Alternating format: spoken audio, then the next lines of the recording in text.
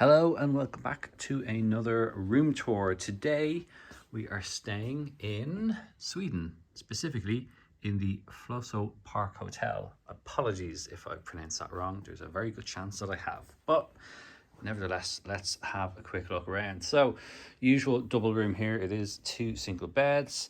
Usual way, you get a little bit of a blanket, good selection of pillows. You've got some plug and lights there either side. It's a pretty unusual vibe here in terms of a decor. It's almost like an office block, but then you've got concrete wall. There's a little bit of artwork here as well. Same thing on this side. You've got another plug, chair, good radiator.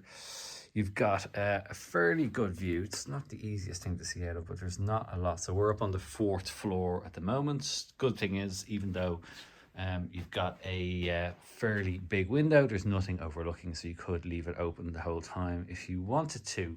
There's a reasonable sized desk. It's not huge, but it's okay.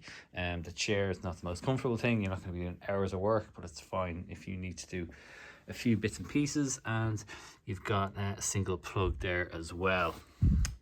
Usual TV, and everything you need to know is pinned to this notice board. You've got plenty of coat hooks here as well, so it's great. You're going to come in from the cold. You've got lots of space to hang up all your stuff. Even if you have a fan there, if it does get a bit too warm, you've got a safe, some extra hanging area there. And then this is the bathroom. Quite different, very bright, very white, but you've got a walk-in shower, all nice and easy. All your stuff is there. Here are the toiletries. Yeah, double head shower, got a fair few towels, toilet, and a single sink there as well. So yeah, pretty simple, very straightforward, but it's quite functional, has a little bit of style to it. Not too bad.